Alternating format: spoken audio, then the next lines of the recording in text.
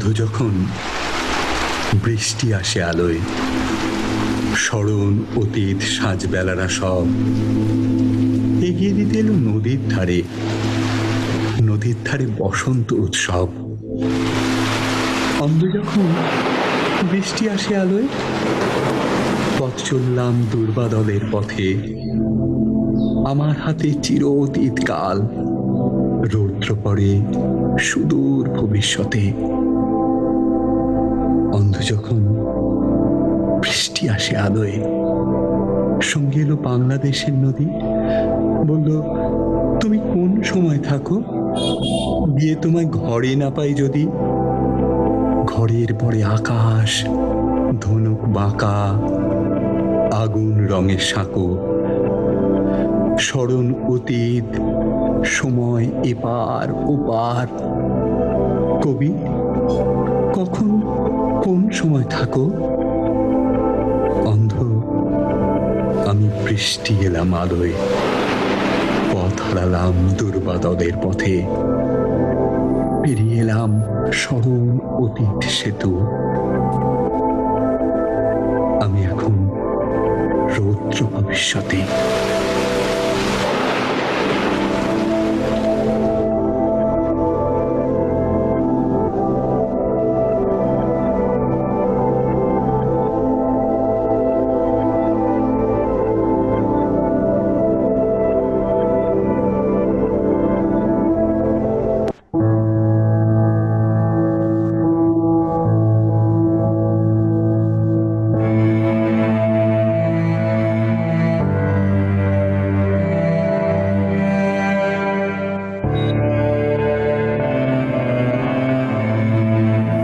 চলে যায় ভয়ের জঠরে, জন্মায় তার থেকে আরো একদিন পঙ্গু আতুর।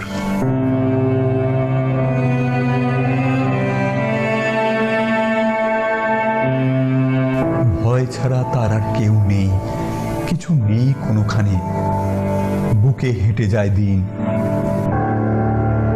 এরকমই এক পথের দুধারে দু চোখ অন্তরীণ, তারই মাঝখানে যদি বলি এসো, হাত রাখো, ভালোবাসো।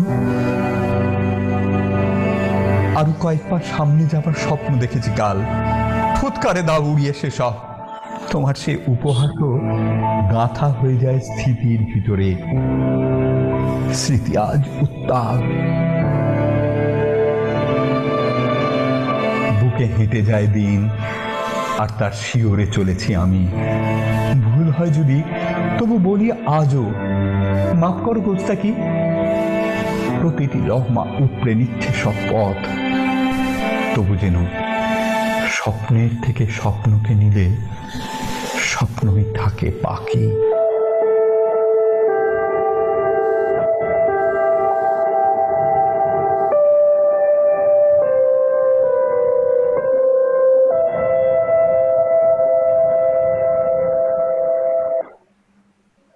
এই হচ্ছে বিষয়টা, মানে হ্যাঁ হ্যাঁ বলো। না, বলছি কাজগুলো ভালোই লেগেছে, না সবাই বলুক। ক্লাসিক্যাল যে আর্টিস্টদের যে কাজগুলো, না মানে ওটার সঙ্গে তো ক্লাসিক্যাল মিউজিকের মতোই তো ব্যাপারটা, মানে তার একটা আলাপ বিস্তার ঝালা এইসব নানান পর্যায়ে থাকে। ফলে সেইটাকে ওই যেরকম হয়েছিল না ক্লাসিক্যাল মিউজিক, ওই 1 মিনিটের একটা রেকর্ডের ভেতরে ধরে নেওয়ার যে ব্যাপারটা, সেইটা কিন্তু একটা খুব খামতি ওই জায়গাটায় আমার মনে হয়েছে। মানে এত কম সময় দেওয়া হয়েছে, আর এত একইভাবে ওইটাতে ব্যাপারটা, মানে তার যে পরিধি ইত্যাদি অনেকগুলো, মানে সময়টা হয়তো কনস্ট্যান্ট, বা কোনো একটা হয়তো বড় প্রজেক্ট তার পার্ট হিসেবে এগুলো যাচ্ছে, সেভাবে হয়তো ব্যাপারটা একটা যুক্তিসিদ্ধ জায়গায় পৌঁছবে। আর ছবিগুলো দেখানোর ক্ষেত্রে এটা আমার একদমই ব্যক্তিগত মত, খুব ধরে ধরে ছবিগুলো দেখানো উচিত। মানে ছবিটাই তো ইটসেলফ একটা কিছু। আমি সিনেম্যাটিক টেকনিকের সঙ্গে ছবিটাকে মিঙ্গল করার সময় এইটা কিন্তু খেয়াল রাখা উচিত। যেরকম আমাদের আন্দ্রেই রুবেলেভ তার্কোভস্কির শেষ যদি দেখা যায়, যে একটা এপিসোড উনি পুরো রেখে দিয়েছেন ছবির জন্য, এবং সেইখানে কিন্তু ছবিগুলো পরপর দেখাচ্ছেন এবং যত্ন নিয়ে প্রত্যেকটা ছবি ফুল ফ্রেম আগে পুরো ছবিটা কি, হ্যাঁ, ফলে দর্শককে সেইটা সুযোগ দিচ্ছেন। তারপরে আমরা আস্তে আস্তে ছবির ভেতরে ঢুকছি পড়তে পড়তে, হয়তো আমার আলাদা কিছু জায়গা আছে। এই কায়দাগুলো কিন্তু আমার মানে আমার নিজের জায়গা থেকে, মানে অ্যাজ দর্শক আমার মনে হচ্ছে কমিউনিকেটিভ আর্ট এই জায়গাগুলোতে করার জায়গা ছিল, মানে ওইভাবে। সেটা পরে Exact- বা জয় ঘোষাল নিয়ে প্রচুর আলোচনা আছে, সেটা এক্ষুনি করবো না, সেটা এখানে করবো না। কিন্তু ওই ওই ওই সিরিজগুলো একটুখানি ওইভাবে একটু ভাবলে ভালো, মানে আমার বা আমাদের পয়েন্ট অফ ভিউ এইটা ছিল, জাস্ট ছোট্ট করে বলে দিই, যে তুই যে বিষয়টা, যে প্রসঙ্গটা এলি, সেইটা না সেই জায়গা থেকে দেখতে গেলে অবভিয়াস। আবার অ্যাট দ্য সেম টাইম এইটা মানে কোন প্ল্যাটফর্মে হচ্ছে, মানে এটা একটা কর্পোরেট ফেসবুকে, এবং এই সিরিজটাকে করা হয়েছে একটা ইনফোটেইনমেন্ট সিরিজ হিসেবে, মানে ইনফরমেশন অ্যান্ড একটা, এবং সেটা ওই 1.5-2 মিনিটের পরিসরে। সেখানে যে চেষ্টাটা করা হয়েছে যে কিছু ছবির গ্লিমসেস এবং তাদের সম্পর্কে কিছু কথা, মানে যেগুলো কিন্তু উস্কে দেবে একটা মানুষ সম্পর্কে। ইনফ্যাক্ট আমি একদম কনফিউজ করি এই এফএন, মানে ফ্রান্সিস নিউটন সুজার নামই আমি শুনি। অনেক যখন বললো এবং তারপর তাকে নিয়ে যখন কিছুটা রিসার্চ করলাম, জানলাম, কিছু তথ্য বার করলাম, তখন আমি ওয়াজ অস্ট্রাক। এবং ওই যে বার্ক ছবিটা দিয়েছি, একটা সময় ওই ছবিটা প্রায় 6 না 9 কোটি টাকা উঠেছিল। দিদেন that was the highest price of, মানে এই জায়গা থেকে, ভারতবর্ষের। হ্যাঁ, তো তুই যেটা বলছিলি একদম, মানে সেই জায়গা থেকে দেখতে গেলে একটা বিষয়। আর আমি বা আমরা যে জায়গা থেকে দেখতে চেষ্টা করেছিলাম, যে ওই 1.5-2 মিনিটের পরিসরে, ম্যাক্সিমাম 1.5 মিনিট, মানে 90 থেকে 100 মিনিটসের মধ্যে, যে কিছুটা ইনফরমেশন, কিছুটা ছবি, আর কোথাও গিয়ে সেইটা ইনস্টিগেট করছে কি না, মানে কারণ অধিকাংশই তো মানে ওই ফেসবুক পেজের জন্য, এটা তুই হয়তো জানিস, বা মানে একটা কথা আছে না, তুই বুঝিছু মু বুঝিছু, কি বুঝিছু। তো সেই সেই সেই জায়গা থেকেই কিন্তু এইটা, মানে না হলে এই 1.5 মিনিটের পরিসরে রামকিঙ্কর বেজ কি ভ্যান গকে, মানে কত দুঃসাহস, আর আমার মতো একটা অর্বাচীনের কতটা দুঃসাহস যে এদেরকে করা যায়। ব্যাপারটা সেটা না, তার কনটেক্সটাই আলাদা ছিল। এইটা মানে জাস্ট আর কেউ কিছু এই ডিবেটে কেউ অংশগ্রহণ করবে না, এটা একটা না, মানে এটা আমার মনে ঠিক হয় একটা না। যুগোপযোগী ঝাঁকি দর্শন। এবার সেই যাদের জায়গাটাই মধ্যে ঝাঁকি দর্শন। মানে নেভার আছে বা যারা একটু ইন্টারেস্টেড হবে, এখান থেকে কিছু কিছু তুলে তারা আবার রিসার্চ করবে, করে এগোতে পারবে। মানে ওই সুযোগগুলো এখানে একটু খুলে খুলে দেওয়া হলো, যে এদিকে একটা জানলা আছে খোলো, ওদিকে একটা একদম জানলা আছে একদম। খোলো, এবার তুমি এগো। সেই দিক থেকে একদম ঠিকঠাক। তার বাইরে মানে সম্ভবই না 1.5 মিনিটে না, হুম। আমরা ছোটবেলায় এই জিনিসগুলো পাইনি। বা আমার সব থেকে এখন যেটা মানে ছোটবেলার জন্য কষ্ট হয়, যে আমি এই গুগল সার্চ, যে কোনো একটা শব্দ গুগল সার্চ করে আমি তার আনুষঙ্গিক কিছু জিনিস, কিছু ইনফরমেশন পেয়ে যাচ্ছি। এটার জন্য আমাকে ওই মানে ব্যাগ ধরে লাইব্রেরি যেতে হচ্ছে না। মানে একসময় তো লাইব্রেরি যেতাম বইয়ের বিগ শপার নিয়ে, সেগুলোকে জমা করে আবার বিগ শপার ভরে আনতাম। সে একটা মানে অসম্ভব শারীরিক কষ্ট। সেটা এখন কি সুন্দর গুগলে হয়ে যায়। আপনি যে শব্দগুলো দিলেন বা ছবির নামগুলো দিলেন, ওই নামগুলো দিয়ে সার্চ করলে আমি এখন আরো কিছু কিছু ইনফরমেশন গ্যাদার করে ফেলতে পারবো। আরো পরে আমার যদি উৎসাহ বাকি থাকে, আমি আরো একটু এগোবো। এখানে এবং ছোট্ট ওই ট্রেন বলুন বলুন। এখানে ছোট্ট আসলে এই জায়গাটায় আমরা কি পেয়েছিলাম, মানে এক সেকেন্ড, হ্যাঁ দীপ তুই হ্যাঁ, বলবি। হ্যাঁ, তুই ইন্টিগ্রেটেড পার্ট। এইখানে একটা ছোট্ট মানে কন্ট্রাডিক্ট করি সুজাতাকে। সত্যি মানে আমরা ওই বিগ শপার নিয়ে যেতাম, কি একটা বই খুঁজতে কলেজ স্ট্রিট তোলপাড় করে দিতাম, বা পুরোনো বই সস্তায় কোথায় পাওয়া যাবে, বা কোন সিধু জ্যাঠার কাছে এই সম্পর্কে ইনফরমেশন আছে খুঁজে বেড়াতাম। তার কিন্তু জানি না, মানে তার একটা অন্যরকম শুধু চান, বা সত্যি ওই আমরা বলি না যে আমি নলেজ গ্যাদার করছি না, সত্যিকার লার্নিং হচ্ছে। নলেজ তো জাস্ট ইনফরমেশন, ইনফরমেশন তো আমার সিপিন করে না।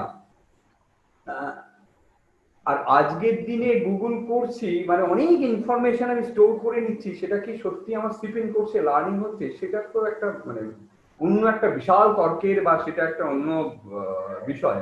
হ্যাঁ দীপ তুই বল। না, আসলে আমরা এইটা যেটা চেয়েছিলাম কাজগুলো করতে, মানে মানে শিল্পীর কাজ নিয়ে খুব আলোচনা বা সেরকম কোনো জায়গা থেকে যেটা করা, তা না। এটা বেসিক্যালি যে এরকম একজন শিল্পী ছিলেন, তিনি এরকম এরকম কিছু কাজ করেছেন, মানে যেটাকে ঝাঁকি দর্শন বলে আর কি। মানে ঝাঁকি দর্শনের জায়গা থেকে এই কাজগুলো করা, মানে লোকের মনে একটু ইন্টারেস্ট লাগানো, যেরকম একটা লোক ছিল মানে এফ এন সুজা যেমন মানে গৌতম দাও এই শিল্পীর সম্পর্কে জানতো না, আমিও মানে নাম শুনেছিলাম কিন্তু কখনো কাজ দেখিনি, কিন্তু কাজ দেখতে গিয়ে আই ওয়াজ অ্যামেজড। তখন আমি মানে আরো জানলাম আর কি ভদ্রলোকের সম্পর্কে। তো এই আর কি প্রত্যেকের সম্পর্কে সেই জায়গা থেকে কাজগুলো করা, মানে নাথিং মোর নাথিং লেস। মানে যার যেখানে জমি তৈরি আছে সেখানে এই বীজগুলো পড়লে কিন্তু জার্মিনেট করবে, মানে সব জমিতেই জার্মিনেট করবে এমন না। কৌতূহল জাগানোটার জন্য এক্স্যাক্টলি। এবং যার হয়তো বীজ নেইও, সেও সেই নামগুলো আচ্ছা এইটা তাই এরকম ভাবে বা এমন, তো সেইটা একটা কোথাও গিয়ে ইনস্টিগেট করার জায়গাটার চেষ্টা হয়েছে। ভালো হয়েছে, সুন্দর কাজ হয়েছে। আর ওইটার ক্ষেত্রে আমার একটা বলার সেটা হচ্ছে কি, ওই ধরো কবিতার আঙ্গিক অনুযায়ী তোমার ডিজাইনটা আর একটুখানি ভালো হলে ভালো হতো।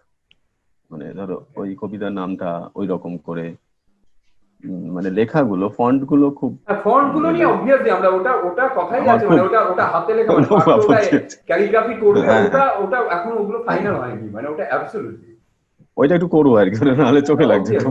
আর আমি জানি ওটা তোমারও জায়গা, ওটা বিশাল জায়গা। আসল লোক আসল জায়গা ধরেছে খাপ করে আর কি, চোখে লাগছে ওটা আসলে বাংলা ফন্ট তো পাওয়া যায় না, একটা দুটো ছিল, ওটা দিয়ে এখনো ওটা ফাইনাল হয়নি, ওটা অবভিয়াসলি পারতো, ওটা আর খুব বড় বড় লাগছে কেন, ওটা লাগছে মানে খেয়ে নিচ্ছে মনে হচ্ছে। ওটার খাজা ব্যাপারটা এমনি হয়ে আছে। যাই হোক, আজকের আমাদের আলোচনাকে যদি গুটিয়ে আনি, মানে ওই আর্ট অ্যান্ড লাইফ, সেই জায়গা থেকে যা যা কথা হলো সেইখান থেকে একটু যারা বিশেষ করে কথা বলনি, অনন্যা তুই যদি কিছু বলিস, বা রাজীব তুমি কিছু বলনি সেই অর্থে, বা যদি কিছু বলার থাকে দীপ। আমার কথা শোনা যাচ্ছে? তুই ঘুমিয়ে পড়িসনি তো? না না, আমি একদম ঘুমাইনি, আমি শুনছিলাম, সব শুনছিলাম, বাট মাঝখানে আমি একটু ওই ফুট কাটতে চাইছিলাম, মানে আমার এক্সপিরিয়েন্সের ইয়েতে। আমি ছোটবেলায় যখন মানে আমার মা প্রচন্ড আঁকার দিকে একটা ছিল, ঝোঁক ছিল, তো আমাকে প্রচন্ড চেয়েছিল, না আঁকার দিকে ঠিক ঝোঁক ছিল না, বায়োলজিতে যাতে আমি আঁকাটা মানে ওদের আঁকাটা ঠিক করে করতে পারি অ্যান্ড মার্কস ভালো পেতে পারি, সেই জন্য আমাকে আঁকাতে ভর্তি করেছিল। তো হ্যাপেন্স টু বি আমার আঁকার প্রতি একটা প্যাশন চলে আসে, তবুও আমি ক্লাস 11 কি 12 এর পরে আমি এটা ছেড়ে দিই, বাট মানে due to pressure, education pressure. তো যখন আমি স্টিল লাইফ পেন্টিং, মানে স্টিল লাইফ আর্ট আমাদের শেখানো হতো বা স্টিল লাইফ পেন্টিং করানো হতো, তখন আমি কিছুতেই মানে আমার ইনিশিয়াল ডেজে প্রবলেম হতো, আমি কিছুতেই ঠিকঠাক মতন করতে পারতাম না। তো আমার যিনি স্যার ছিলেন, তিনি আমাকে একটা জিনিস শিখিয়েছিল, অনন্যা তুমি আঁকাটা মানে আঁকাটা জাস্ট ড্রয়িং করবার আগে না, আগে ভালো করে অবজার্ভ করো, অবজারভেশন স্কিল ইজ নেসেসারি। তো সেটা আমি তখন ভেবেছিলাম যে হ্যাঁ, শুধু ওটা মানে আর্টের ডাইমেনশনেই রয়েছে, বাট মানে when I grew up, মানে এখন এই বয়সে এসে আমি বুঝতে পারছি যে শুধু অবজারভেশন স্কিলটা ওই ড্রয়িং এর মধ্যে না, অবজারভেশন স্কিলটা মানুষের সত্যি মানে ইনবিল্ট থাকা দরকার, ইনবিল্ট মানে তৈরি করা দরকার, যাদের নেই তাদের তৈরি করা দরকার। অ্যান্ড আমাদের জেনারেশন, আমার থেকে ছোট যারা, তাদের মধ্যে এই অবজারভেশন স্কিলটা না মানে প্রচন্ড ল্যাক হচ্ছে, বা তাদের মধ্যে নেই, তারা মানে সেটাকে তৈরিও করতে পারছে না, কারণ because of the availability of options. মানে ওই ইনস্ট্যান্ট গ্র্যাটিফিকেশনটা নেই, যে একটা কিছু জিনিস দেখে খুব ভালো লেগে যাওয়া, সেখান থেকে একটা মানে কিউরিওসিটি তৈরি হওয়া, সেটা হচ্ছে না, because like we don't use the word search nowadays. মানে কোনো কিছু খুঁজে না পেলে বলি যে Google it, Google has become our surrogate brain, like that. তো ওই অ্যাভেলেবিলিটি অফ অপশনস গুলোর জন্য দ্যাট ইনস্ট্যান্ট গ্র্যাটিফিকেশনটা তৈরি হয় না, যে কোনো একটা ভালো জিনিস দেখলে, ভালো আর্টিস্টিক জিনিস দেখলে, বা কিছু একটা পড়লেও that doesn't inspire us anymore, ওই গ্র্যাটিফিকেশন, গ্র্যাটিটিউড জিনিসটা নেই। মানে এইটা শুধুমাত্র আর্টের ক্ষেত্রে তো আছেই, মানে আর্টে মানে যারা ভালো আঁকে, ইভেন মানে এই লকডাউন পিরিয়ডে আমি অনেকে মানে ফেসবুক পুরো ভরে গেছিল মান্ডালা আর্টে, everyone is doing mandala art, অনেক designs, Madhubani art, mandala art, একটা ডিজাইন ইন্সপায়ার করে, মানে খুব ভালো করে দেখলে, খুব ফাইন আর্টের কাজ খুব ভালো করে দেখলে এক একটা ডিজাইন ইন্সপায়ার করে, আর এক একটা ডিজাইন এক একটা স্টোরি বলে, এক একটা কালচার ডেপিক্ট করে। But most of the people ওই মানে অনেকটা ক্রাউড মিলে শুরু মানে হয়ে গেল, ওটা প্রচার হয়ে গেল, ইনস্টাগ্রামে প্রচার হয়ে গেল, সব জায়গায় প্রচার হয়ে গেল, now it is becoming like fading away. একটা জিনিস ঝপ করে আসে, আবার ফেড হয়ে যায়, ওই জিনিসটা মানে থাকে না। because in our generation, because we are the millennial generation, and that is why মানে আমরা অন স্পট জিনিস চাইবো, আমাদের কাছে অনেক অপশনস রয়েছে, দ্যাট ইজ ওয়াই ওই গ্র্যাটিটিউড জিনিসটা তৈরি হয় না, এন্ড অবজারভেশন স্কিলস এন্ড পাওয়ারটা তৈরি হয় না, যার জন্য 2 আওয়ার্স এর মুভিটা আমরা 2 আওয়ার্স এর মুভি হিসেবেই দেখি, ওখান থেকে আমরা কিছু শিখি না বা কোনো কিছু রসদ গ্রহণ করি না।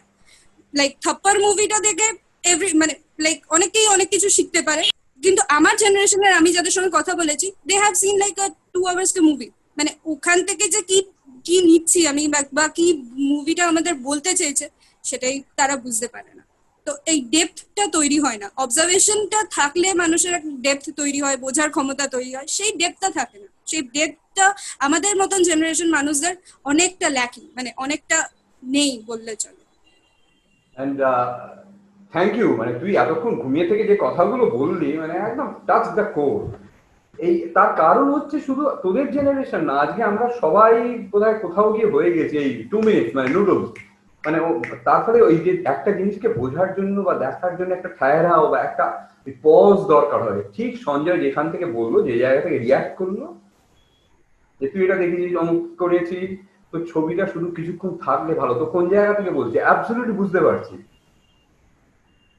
সেইটা আমাদের মধ্যেও মানে এই যে সিনেমার কথা বলছিলাম না, যে একটা 3 মিনিটের ক্যান 13,000 টাকা দাম ছিল, আমার মানে কতটা প্রিসিশন দরকার হতো। আজকে ডিজিটাল আমার মনে আছে 1985-এ আমি পিন্ডারি গ্লেসিয়ার ট্রেক করতে গেছিলাম, খুব কষ্টে শিখতে, হায়ার সেকেন্ডারি পাস করেছি তার আগের বছর, 3টে রিল নিয়ে গেছিলাম কোডাকে, মানে স্টিল ক্যামেরা, 3টে রিলে বা 35x3, মানে 100টা আমি এক্সপোজ করতে পারবো। এখন আমি ডিএসএলআর ক্যামেরা দিনে হয়তো কোথাও গেলে দিনে হয়তো 300টা ছবি তুলি।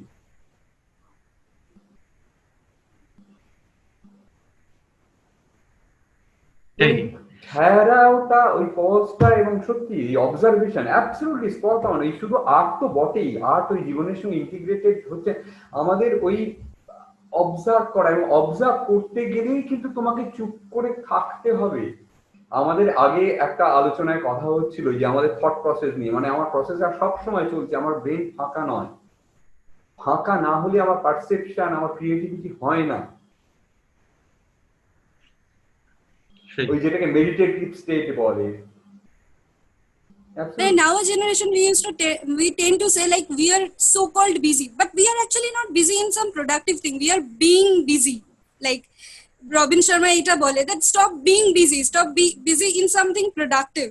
Like কোনো একটা বই পড়ে it can get inspired. আমার মনে হয় না যে এখন সবাই ই-বুকস পড়ে, বাট আমি তো মানে লাইক রুমির কোনো কবিতা ওর বইয়ের ওই সেন্টটা থেকেই পাবো, মানে ইটস লাইক দ্যাট, যে নতুন বইয়ের গন্ধটা আমাকে এখনো লাইক ওইটা ইনস্ট্যান্ট গ্র্যাটিফিকেশন হয় যে নতুন বইয়ের গন্ধটা আমি পাচ্ছি, ওটা কোনো ই-বুক বা পিডিএফ আমাকে দিতে পারবে না।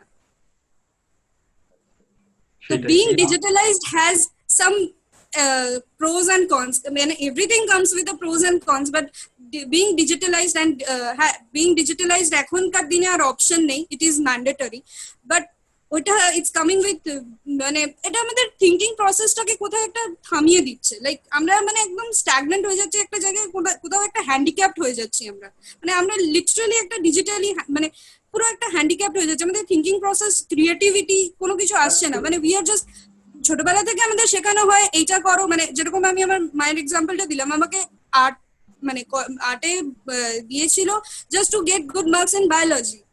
তো এইটা মানে আমাদের ছোটবেলা থেকে একটা এডুকেশন প্রসেসেও ইনভলভ হয়, যে কবিতাগুলো যেখানে আমাদের লাইক মেঘনাদ বধ কাব্যটায় যখন মানে আমি কিছুটা পড়েছিলাম, তো সেখানে আমার পড়ে খুব ভালো লেগেছিল, like in a different context Michael Madhusudan Dutta বলছিলেন।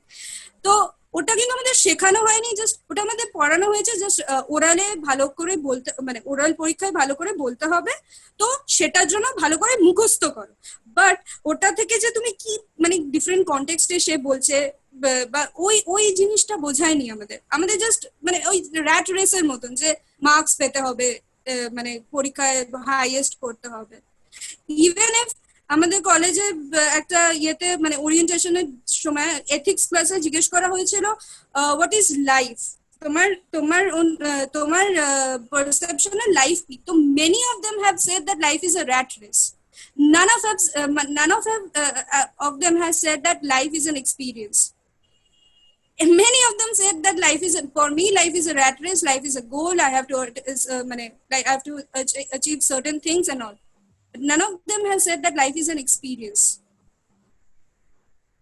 We see life is in a materialistic way, মানে প্রচন্ড মেটেরিয়াল কনজাম্পশন যেহেতু মানে হয়ে যাচ্ছে, ইন আ মেটেরিয়ালিস্টিক ওয়ে আমরা যেহেতু ভাবছি এভরিথিং মানে লাইক আমরা আমি একটা গর্গপাল দাসেরও একটা ভিডিওতে দেখছিলাম যে প্রত্যেকটা জিনিস মানে ইভেন আজকে আমি একটা রাজীব স্যারকে একটা ভিডিও শেয়ার করেছি, দেয়ার also Radhanath Swami is saying that আমরা থিংস কে ইউজ করি, people are meant to be love and things are meant to be used, but we are doing the opposite.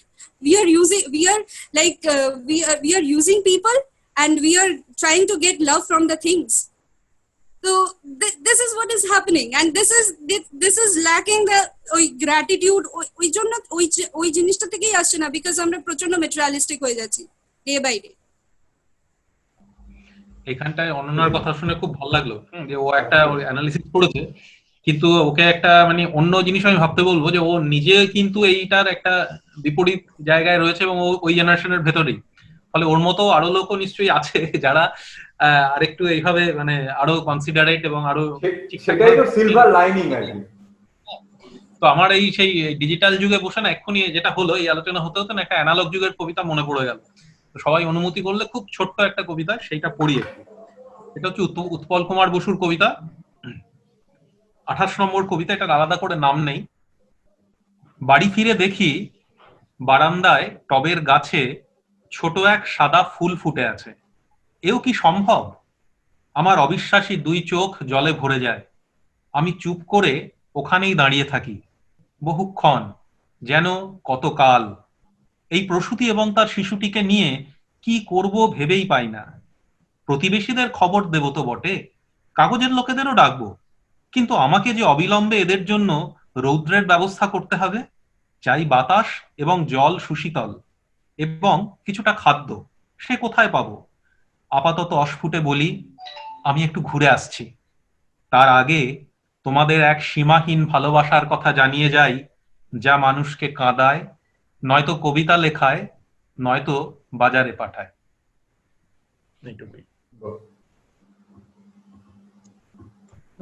খুব ভালো, খুবই ভালো। অনন্যা খুব ভালো বলেছেন আপনি, সত্যি একদম ঠিকঠাক। কিন্তু ওই ডেপথ যেটা বলছেন সেটা হচ্ছে, একেবারে হচ্ছে না তা নয়, ওই একটা গোটা জেনারেশনে কোথাও হচ্ছে না তা নয়, ওটা কোনো কালই মানে ওর গণতন্ত্রীকরণ হয়নি। মানে অবাধ গণতন্ত্র তো সবেতেই খারাপ, এতেও খারাপ হচ্ছে, কারুর মধ্যে হচ্ছে, কোথাও কোথাও ক্রিয়াশীল জিনিসটা সবসময় ফল্গুধারার মতো, ওটা অত সামনে সামনে বোঝা যায় না। তো আপনি কি করে এতটা বুঝলেন? আরে ও খুব বাচ্চা, ওকে আপনি আগে করতে হবে না, আমরাও সেই কথাটাই বলছিলাম ওকে, যে ও নিজেই যখন বেরিয়ে এসছে ওর মতো আরো অনেক বন্ধু বান্ধব আছে নিশ্চয়ই, যোগাযোগটা হয়তো হয়নি এখন সাময়িক ভাবে, এটা হয়তো মানে সেই জন্যই পৃথিবীটা আজও এত সুন্দর। আর সবাই বুঝবে এরকম কোন জেনারেশন এখনো আসেনি, কোন দেশেই আসেনি হয়তো। না মানে একটা ছোট্ট কথা আছে, সেটা হচ্ছে কি আমরা আজকের আলোচনাতে মানে খুব একটা বৈপ্লবিক মানে প্রতিবাদের ভাষা তৈরি হয়ে গেল। মানে টোটাল আলোচনাতে আমরা কিন্তু প্রতিষ্ঠানকে চ্যালেঞ্জ করছি, মানে আমাদের সমস্ত ব্যবস্থা সিস্টেম, মানে আসলে যে ব্যবস্থাটা মানে সে শিক্ষা হোক আমাদের দর্শন হোক, সমস্তটা যে এই ব্যবস্থাটা যে আমাদের পছন্দের নয়, সেটা বেশ মানে প্রত্যেকের কথায় অন্য রকম ভাবে বেরিয়ে এলো, এটা খুব মজা হচ্ছে আর কি। বেশ মানে এই ব্যবস্থাটা ঠিকঠাক হওয়া মানে আমাদের মতো হওয়াটা খুব জরুরি। এই আমার এই ছোট্ট কথাটা খুব আমার পছন্দ হলো আর কি, খুব ভালো লাগছিল আর কি। আসলে কোথাও এই আমাদের দর্শন, আমাদের মানে টোটাল সিস্টেম এইটা যে কোথাও আমাদের পছন্দের নয়, আমাদের মনের মতো নয়, সেইটা কোথাও এই যন্ত্রণাটা কোথা থেকেও বোধহয় প্রত্যেকের কথায় কোথা থেকে বেরিয়ে এলো আর কি। সেইটা খুব মানে আনন্দ দিচ্ছে যে আমরা কয়েকটা লোক তো আছি, মানে কজন তো আছি বাকি, এরকম আর কি। সেই কি মনে আসলে এই হলো? যন্ত্রণাটাও বড্ড দরকার, মানে যন্ত্রণা ছাড়া, মানে তুমি জানবে মানে শম্ভু মিত্র বা তখন লেট 60s আর্লি 70s বোম্বেতে গিয়ে একটা কাজ করছেন থিয়েটারে, কিং লিয়ার। এবং তখনকার বোম্বে মানে ওই মারাঠি থিয়েটারে বেশ টলওয়ার্ড অ্যাক্টররা জড়ো হয়েছেন, এবং উনি 1 মাস থেকে 1.5-2 মাস থেকে কিং লিয়ার করাবেন। আহ, হচ্ছে কিন্তু 15 দিন 20 দিন চলে গেল, কিন্তু শম্ভু মিত্র ভালো লাগছে না। যারা মানে যে সংস্থা ওনাকে ইয়ে করেছে তাকে বলছে হচ্ছে না, এটা ভালো হচ্ছে না বা আমার ভালো লাগছে না। বলে কেন, এরা তো সব বড় একটা মানে ভালো প্রতিষ্ঠিত একটা। বলে তা বটে, কিন্তু এদের সঙ্গে আমি কথা বলে দেখেছি না, এদের জীবনে না যন্ত্রণা নেই। যন্ত্রণা না থাকলে কিন্তু ক্লিয়ার হবে না। এই একটা অমোঘ এটা বোধহয় সন্মার্গ সপার্জাতেও আছে। ঠিক আছে। হ্যাঁ, তো সেই আর কি, মানে সেইটা দরকার। ক্রাইসিস না হলে শিল্প তৈরি হবে না। হ্যাঁ, মানে শিল্প শুধু নয়, মানে তুমি ঠান্ডা মাথায় ভেবে দেখো, জীবনও আমরা মানে একটু খুঁড়ে দেখলে, আমরা এখানে প্রত্যেকে, অনন্যার এখানে বয়স সব থেকে কম, কিন্তু প্রত্যেকে খুঁড়ে দেখলে আমরা যতটুকু এগিয়েছি, যেখানে সে যে যে ফর্মে এগিয়েছি, অন্যভাবে ভাবতে পেরেছি, অন্য কিছু করতে পেরেছি, ওই কোথাও গিয়ে ধাক্কা, কোথাও গিয়ে ভেঙে পড়া, কোথাও গিয়ে একদম হেরে যাওয়ার থেকে কিন্তু আবার অন্য সেই মাটি ফুঁড়ে অন্য জিনিস বেরিয়েছে। কিন্তু না হলে অনন্যা জানে, একটুখানি জানে। হ্যাঁ, অনন্যা একটু জানে সেটা। আচ্ছা, অনন্যা নাকি Actually, সবাই? আমার মনে হয় যে যদি যন্ত্রণাটা না পাই, ওখান থেকে যে ইন্টেলিজেন্সটা, যেটা ভগবদ গীতাতে বলা রয়েছে, মানে ইভেন চাইনিজের একটা কালচারে আছে, they use to broken vessel গুলোকে ওরা গোল্ড দিয়ে লাইন আপ করে দেয়। তো ওরা they are celebrating the pain. So যদি পেইনটা না হয় বা যন্ত্রণাটা না হয়, you will not get the intelligence. না, you will not get experience. Good life is full about experience. আমার মনে হয় good and bad. Good experience is a good experience, and from bad experience you can learn many things. So we need learning, right? Learning cannot be শেখার কোনো অন্ত নেই. We need that learning in our life. আসলে মানে এইগুলো তো আমরা court হিসেবে বা এ হিসেবে জানি, কিন্তু এই নিজেকে খুঁড়লেও দেখা যাচ্ছে যার যত বয়স, মানে আমার 55 কি কারোর 25 কি কারোর 45, আমাদের প্রত্যেকে শিল্প তো বটেই, জীবনের প্রতিটা ক্ষেত্রে সেটা ভীষণভাবে কাজে দেয়। সেফ জোনটা খুব মারাত্মক, ওই সেফ জোনের মধ্যে পড়ে গেলে না মারাত্মক। এটা থেকে বেরোতে গেলে ক্রাইসিস লাগে। আজকে খুব প্রাসঙ্গিক বোধহয় কথাটা। হার্ডল থাকতেই হবে, হার্ডল না থাকলে না খুব মুশকিল, জাম্প হবে না। আর একটা জাম্প হবে না। বিশ্বনাথ যেখানটা বললো না যে ওই বা পার্থ যেটা খুব মানে আজকে তো বলেইছে, অন্যান্য দিন ভীষণ মানে বিভিন্ন কথায় বলে যে এই ধরিয়ে দেওয়া লাগে, ইয়ে করা লাগে। এখন সেই ধরিয়ে দেওয়া মানে এখানে ওই বিশ্বনাথ যেটা বললো যে আমরা প্রতিষ্ঠান বিরোধী, তো সেখানে একটু সাহস করে একটা কথা বলি, সুজাতা আছে, এই যে শিক্ষক বা যে কোনো ফরম্যাটে, মানে আমরা তো কোথাও কি সবাই শিক্ষক বা যারা সো কল্ড মানে প্রপার একাডেমি মানে তার সঙ্গে যুক্ত, শুধু তারা নয়, মানে আমাদের এই সিস্টেমটাই, মানে আজকে যে পুলিশ হচ্ছে, যে নার্স হচ্ছে, যে ডাক্তার হচ্ছে বা যে শিক্ষক হচ্ছে, তার কি কোথাও গিয়ে যে প্লেয়ার হচ্ছে তার যেমন ছোটবেলা থেকে, বা যে পেইন্টার হচ্ছে তার একটা কোথাও গিয়ে ছোটবেলা থেকে সেই অ্যাপটিটিউডটা থাকে, সেইটাকে এক্সেল করতে করতে যাচ্ছে। কিন্তু যে শিক্ষক হচ্ছে বা যে ডাক্তার হচ্ছে বা যে পুলিশ হচ্ছে, যে নার্স হচ্ছে, সে কি ওই জায়গা থেকে আসছে? সে তো ওই আগের দিন অর্ঘ বলছিল না যে অমুক পরীক্ষায় মানে ইয়ে হওয়ার পরীক্ষায় বসছে, কি যেন বললো, একটা পুলিশ হওয়ার পরীক্ষায় আর অমুকের পরীক্ষায় নেট বসছে, একই জায়গা থেকে বসছে, এবং সে সেই পরীক্ষাটা উদ্যোগে সে সেই দিকে চলে যাচ্ছে। সেটা তো কিছু করার নেই, মানে সেই জায়গায় তো তার তো সবাই যে যার ফরম্যাটে গিয়ে সেই শিক্ষক অবভিয়াসলি এক্সেপশন আছে বলেই, সুজাতার মতো মানুষ আছে বলেই তো এখন পৃথিবীটা সুন্দর আছে, বা সেইরকম ডাক্তার আছেন, সেরকম ইয়ে আছেন, কিন্তু স্টিল কোথাও গিয়ে অধিকাংশ মানুষ সেই ক্ষেত্রটা ঢুকে সে তার একটা চাকরি করছে।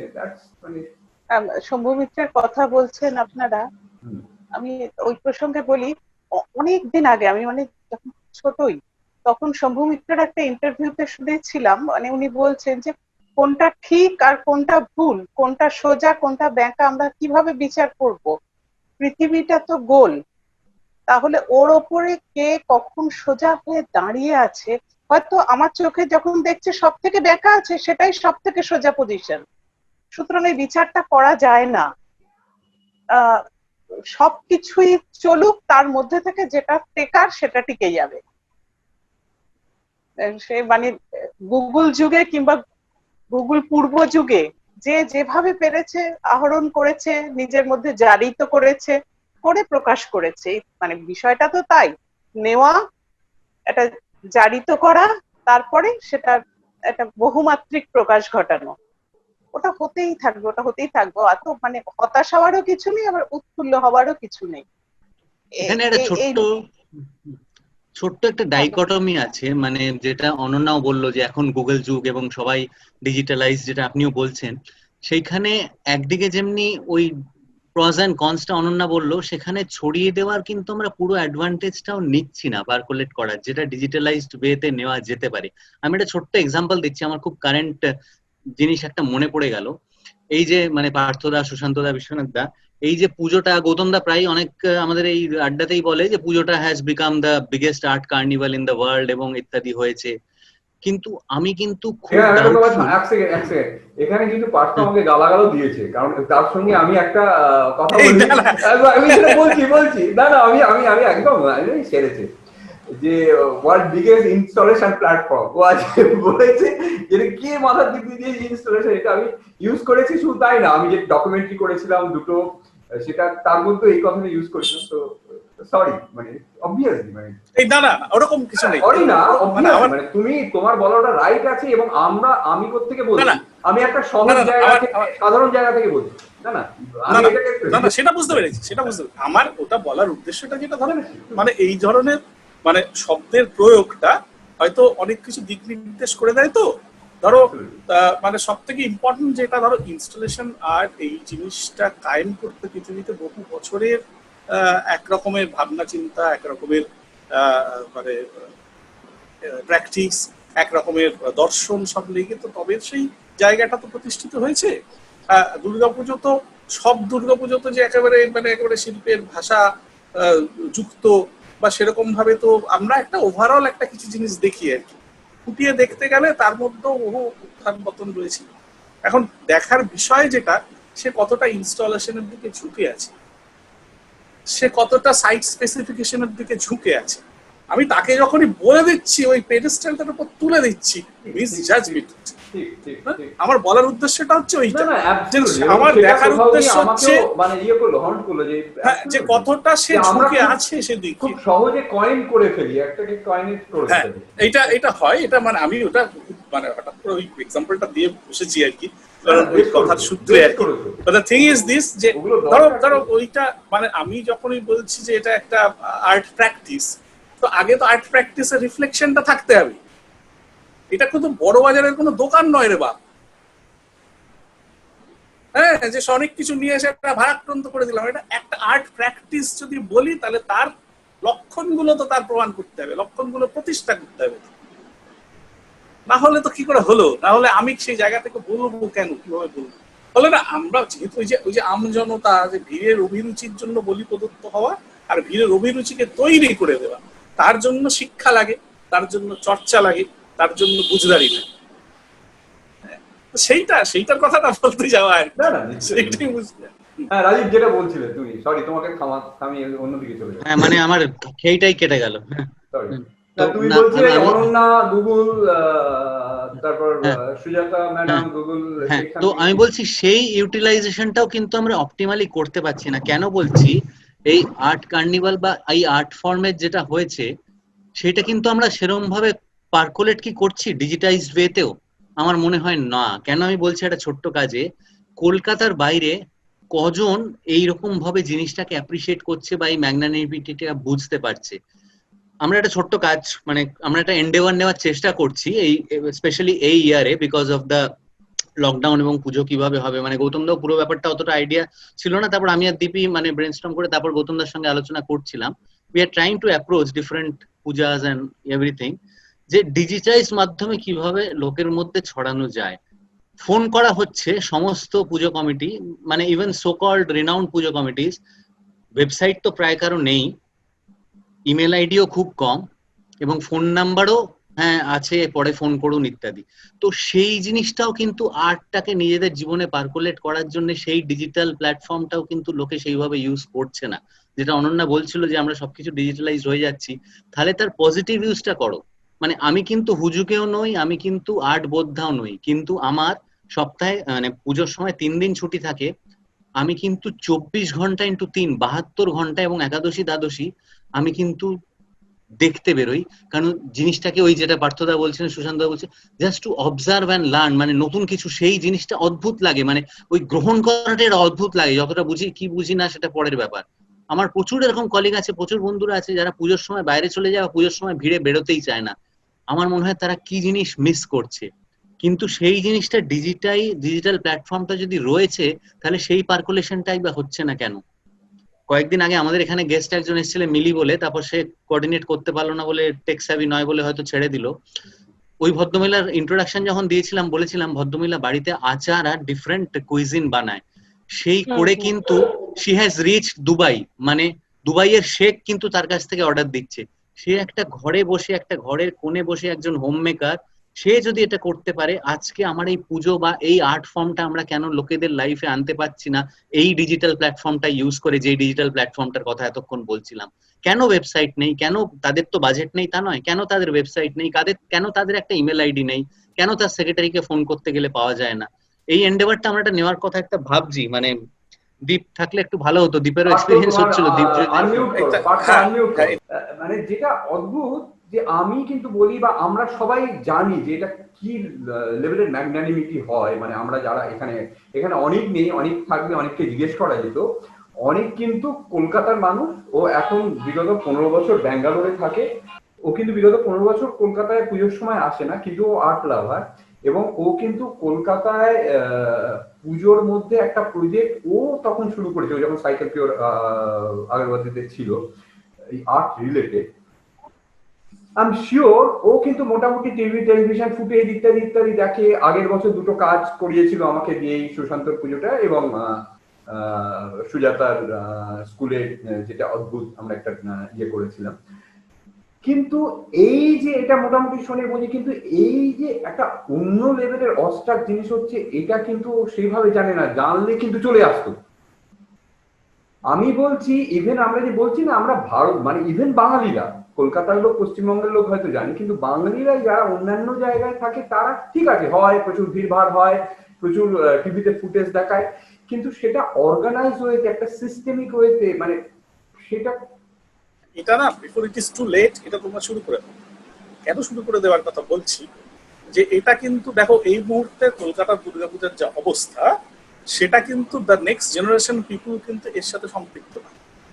ফলত ধরো আমরা কখনোই এরকম ভাবে ভাবতে পারি না যে তারা আমাদের মতো বা আমার বাবা কাকাদের মতো করে বাঁশ বইবে বা ওই গিয়ে পাশে পেরেক মারবে।